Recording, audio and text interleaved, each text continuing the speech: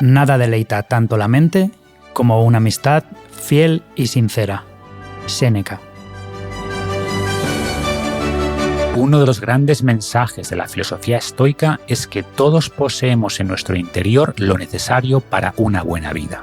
El único requisito imprescindible para alcanzar el concepto estoico de felicidad o eudaimonia es actuar con virtud. Este es el único bien. Todo lo demás, incluida la amistad, es indiferente. Pero también decían los estoicos que hay cosas indiferentes preferidas y otras no preferidas. Decían que la salud es preferible a la enfermedad, pero podríamos actuar con virtud incluso si estamos enfermos. Decían que tener dinero es mejor que no tenerlo, pero podríamos actuar con virtud incluso en la pobreza. Y lo mismo decían de la amistad, mejor tenerla que no tenerla, pero afirmaban que la amistad es el indiferente preferido más importante. En resumen, una vida solitaria puede ser virtuosa, pero difícilmente será satisfactoria. Con la posible excepción de la sabiduría, los dioses no han dado nada mejor a la humanidad que la amistad. Cicerón. En esta nueva entrega de la Ciudadela Interior exploraremos la visión estoica de la amistad, cómo nos recomendaban los estoicos seleccionar a nuestros amigos y también en qué casos tocaría despedirnos. Complementaremos las opiniones de los estoicos con evidencia científica reciente sobre el impacto de las relaciones en nuestra salud física y mental. Como dicen, los amigos son la familia que eliges y hoy veremos cómo elegirlos bien. Antes de pasar al detalle, quiero hablaros del nuevo patrocinador de la Ciudadela Interior, que es La Caja Saludable, un proyecto de la cooperativa Única, a quienes he visitado varias veces en Almería y que están haciendo un gran trabajo acercando productos saludables a la población directamente desde los agricultores. Y con La Caja Saludable te envían una gran selección de verduras, frutas y hortalizas de temporada a tu casa, a tu oficina, todas las semanas o con la frecuencia que elijas y a buen precio. Recibirás también recetas para convertir estos productos saludables en ricos platos invirtiendo el menor tiempo posible. Os iré contando más, pero de momento os animo a echar un vistazo a todas las cajas y opciones que tienen en lacajasaludable.es, repito, lacajasaludable.es, y con el código LACIUDADELA, junto y en mayúscula, La Ciudadela, tendréis un descuento del 15% en vuestra suscripción. Y ahora sí, hablemos de amistad.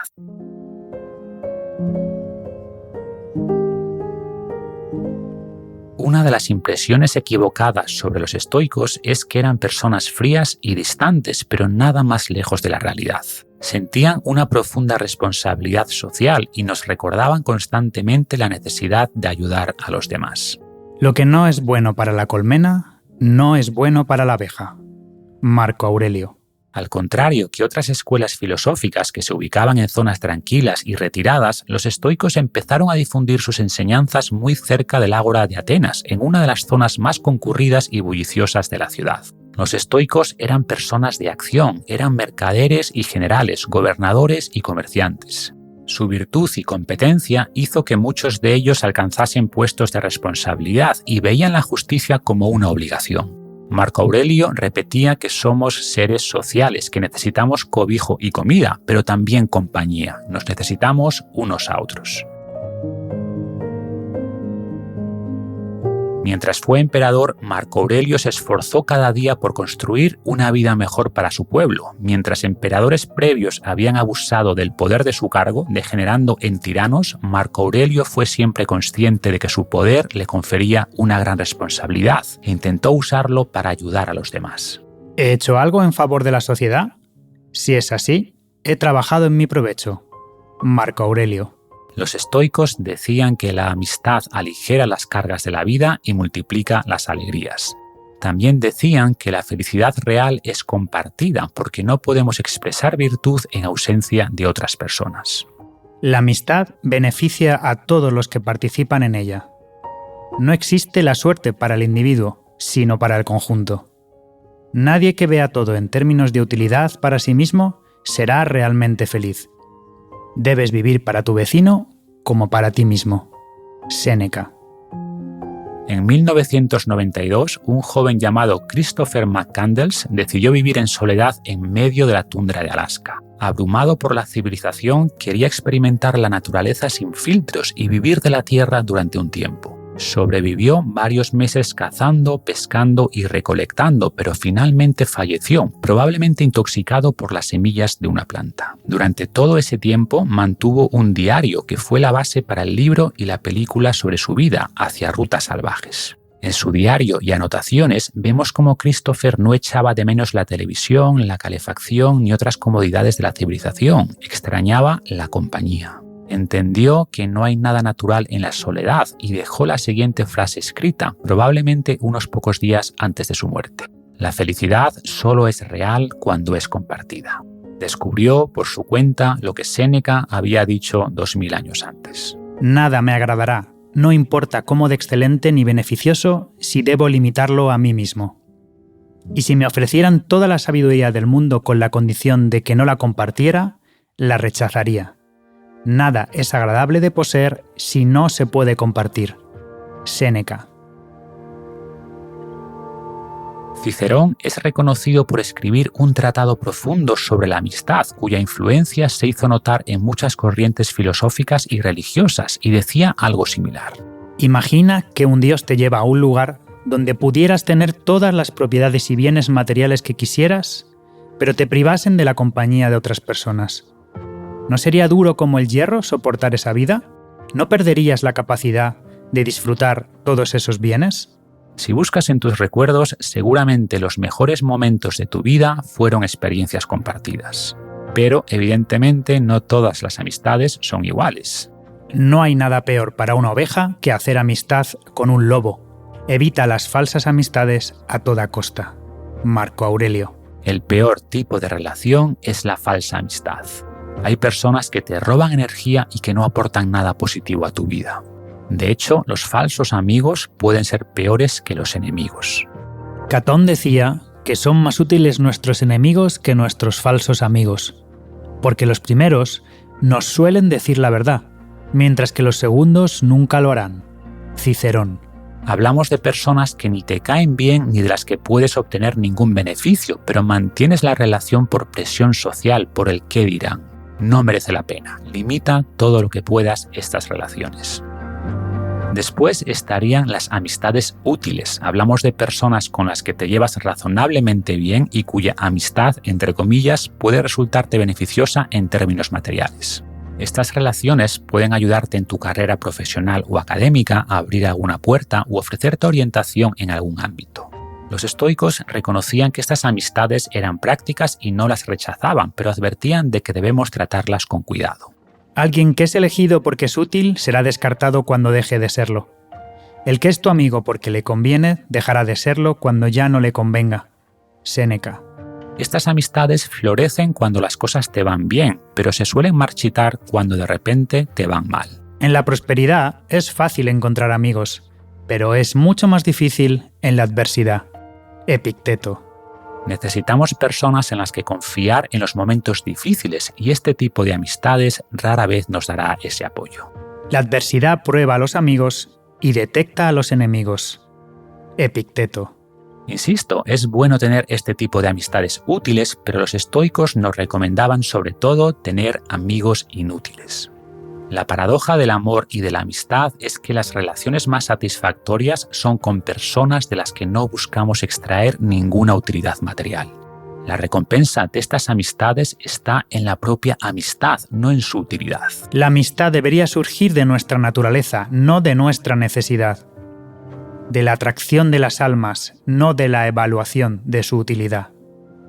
Cicerón. Por supuesto, puede que algunas de estas amistades sinceras terminen aportando utilidad material, pero no es el motivo por el que las mantenemos. O también puede ocurrir al revés, que una amistad inicialmente transaccional se convierta con el tiempo en una amistad real. Cicerón decía que estas amistades profundas requieren tiempo y dedicación, por lo que no podremos tener muchos amigos de este tipo, y por ese motivo debemos elegirlos bien.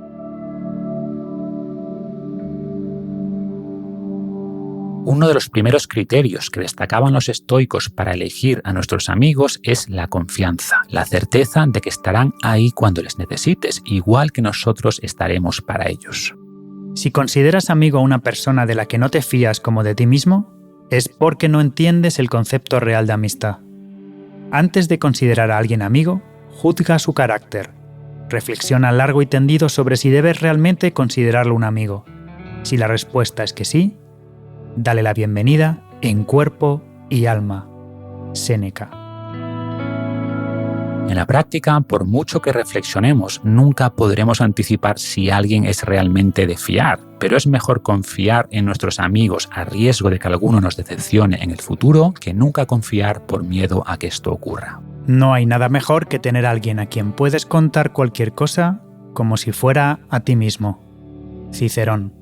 Las barreras que crees a tu alrededor te protegerán de algunas decepciones, pero también evitarán que disfrutes de las verdaderas alegrías de la amistad.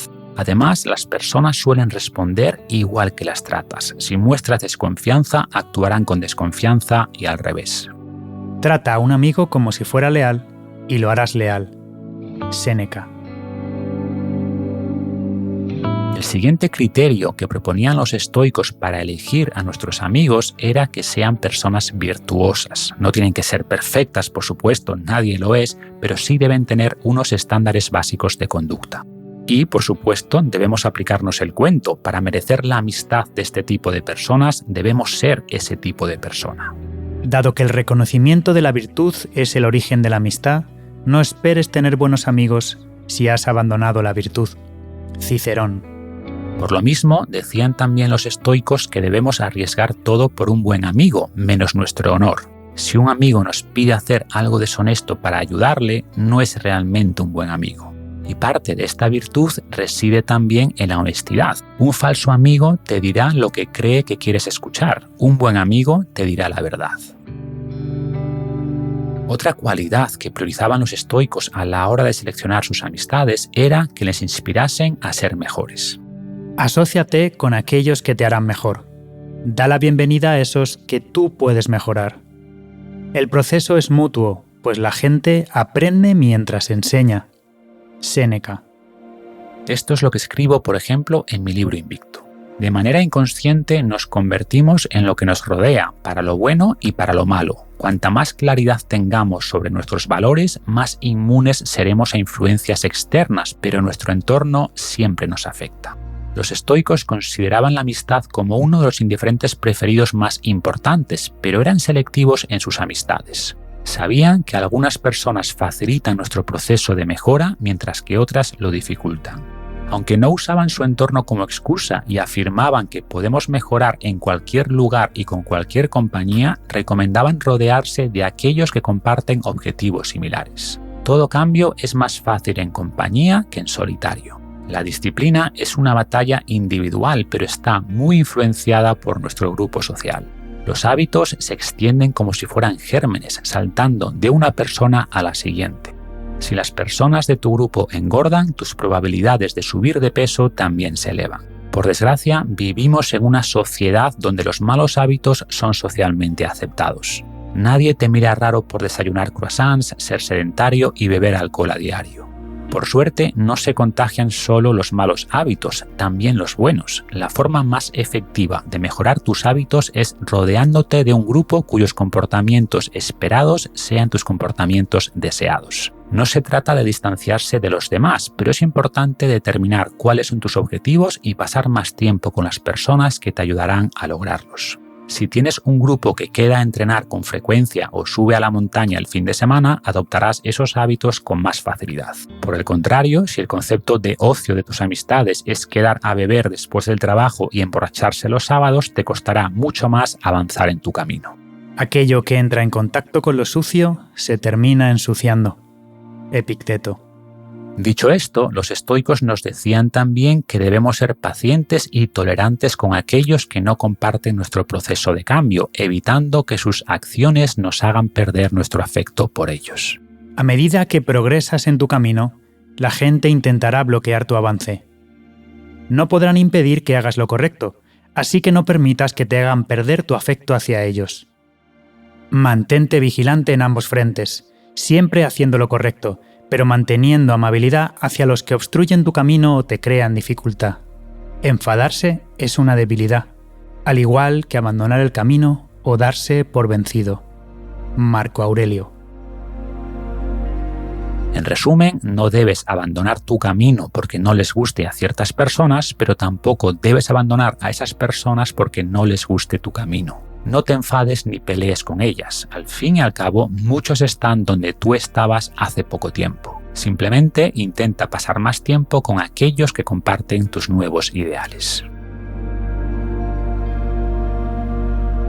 En algunas ocasiones, sin embargo, sí será necesario que rompas lazos.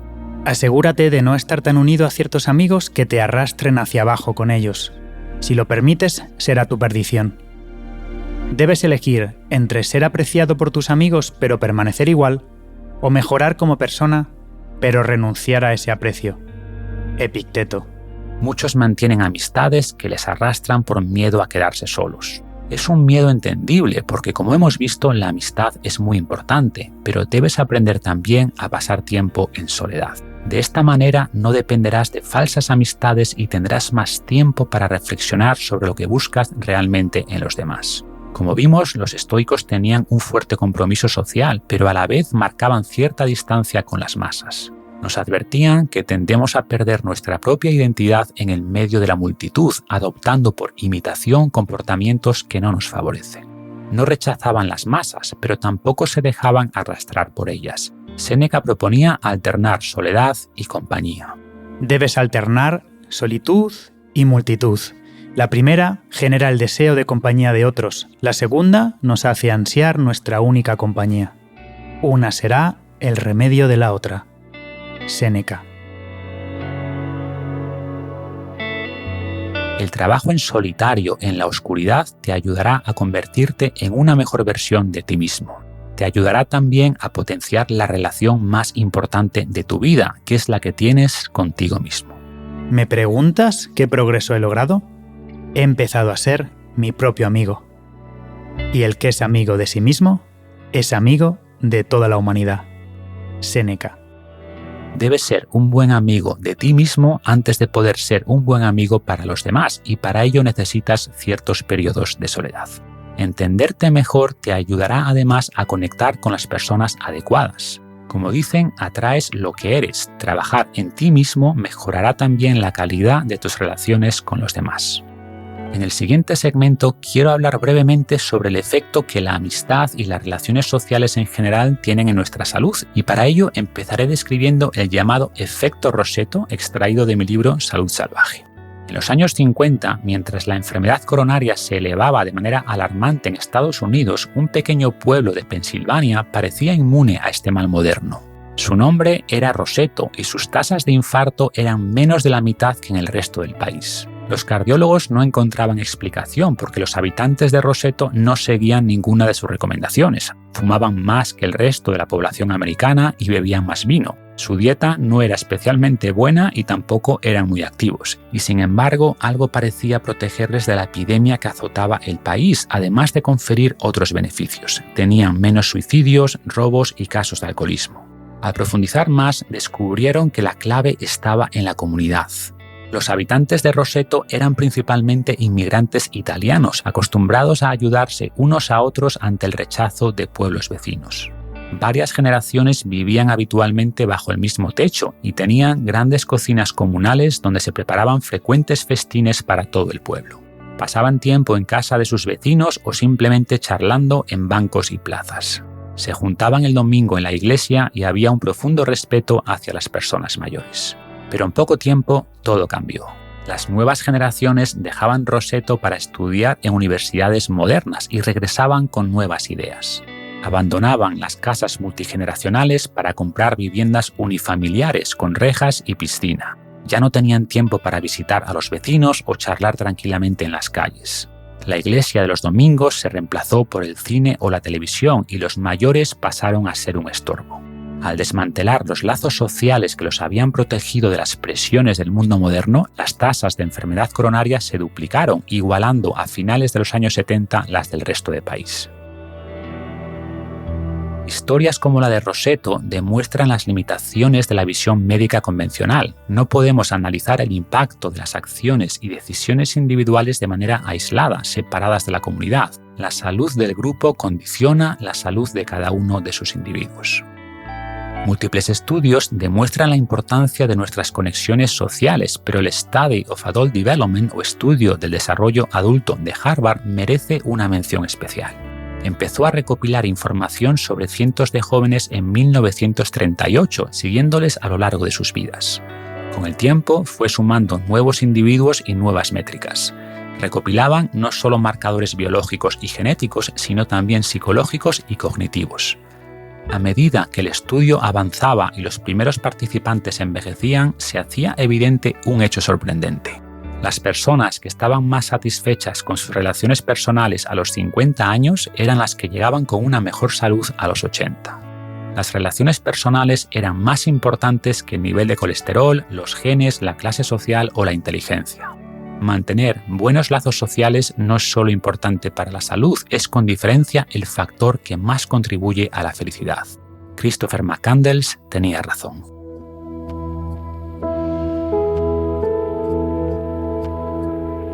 Es un tema en el que profundizo también en mi libro Saludablemente y voy a leer algunos extractos de lo que comento ahí. El simple hecho de pertenecer a un grupo social reduce un 20% el riesgo de depresión, independientemente de la naturaleza del grupo. No importa si hablamos de un club deportivo, un partido político o un coro musical. Lo importante es relacionarse con los demás. De hecho, las personas que pertenecen a varios grupos muestran una reducción del riesgo de depresión todavía mayor. Evidentemente, esto lleva tiempo y la sociedad moderna nos empuja a concentrar más esfuerzos en otros objetivos, como mejorar profesionalmente o económicamente. Estos son propósitos también loables, por supuesto, pero no dejes que te aíslen socialmente. Mantén el contacto con amigos y familiares. Considera la interacción social como una parte importante de tu salud mental. Además de las relaciones profundas con personas cercanas, no subestimes el beneficio de las relaciones superficiales. Varios estudios indican que las breves interacciones sociales que tenemos a lo largo del día también nos benefician, pero solo si las realizamos de manera consciente. Prueba, por ejemplo, a intercambiar un saludo y una sonrisa con la persona que te sirve el café o con la que limpia tu oficina. El siguiente consejo sería: ayuda a alguien.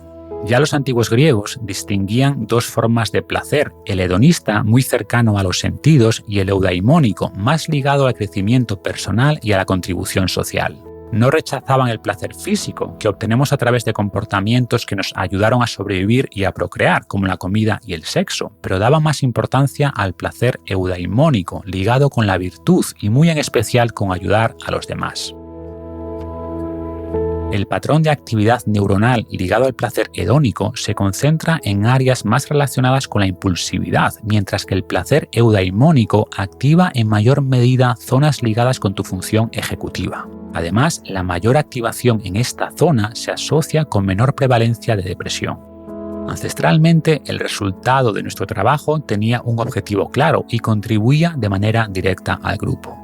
En la actualidad, muchos de nuestros trabajos son más abstractos y rara vez estamos cara a cara con las personas que finalmente beneficiamos. Si no puedes conectar tu trabajo con un claro aporte social, busca otra forma de ayudar. Ayudar a los demás es con frecuencia la mejor manera de ayudarnos a nosotros mismos. Varios estudios indican que la mejora en la satisfacción personal de dedicar unas horas semanales a alguna labor de voluntariado es equivalente al de un gran aumento salarial. Y siempre que hablamos de relaciones sociales, es importante entender la naturaleza de cada uno.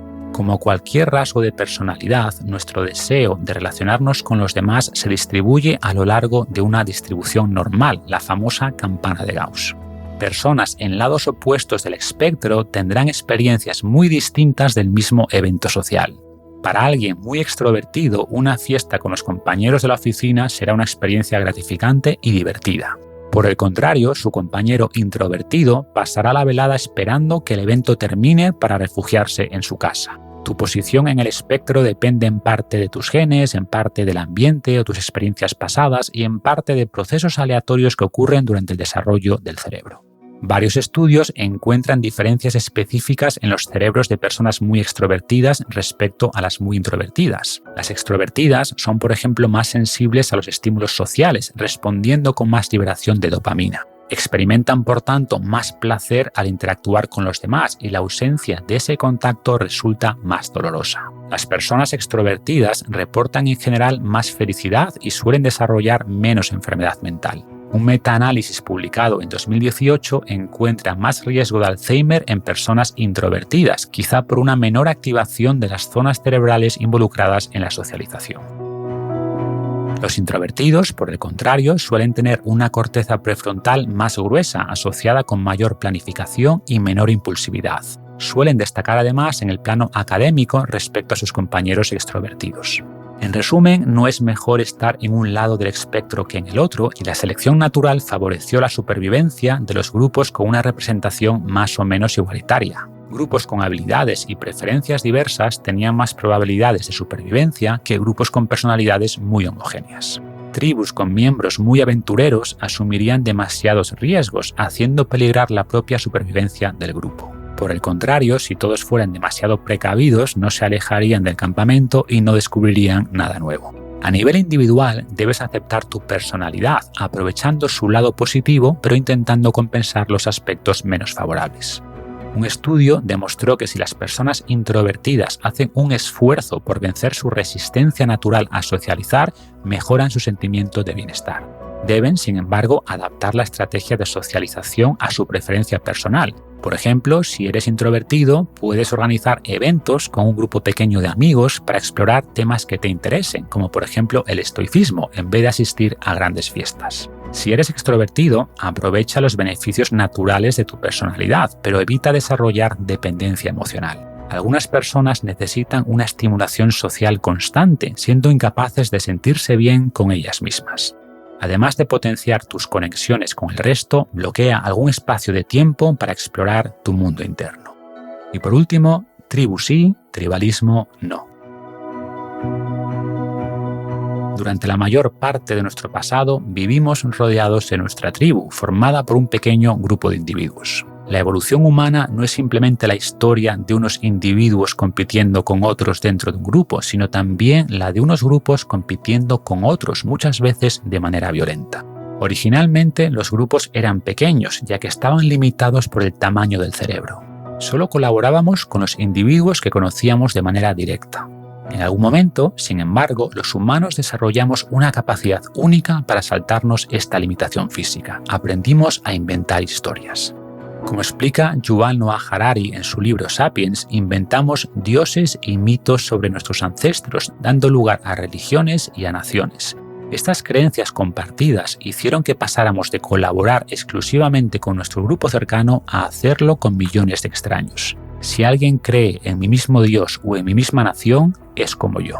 Estas historias permiten cohesionar grandes grupos, pero también manipularlos, enfrentando unos grupos con otros por diferencias insignificantes y muchas veces en beneficio de unos pocos.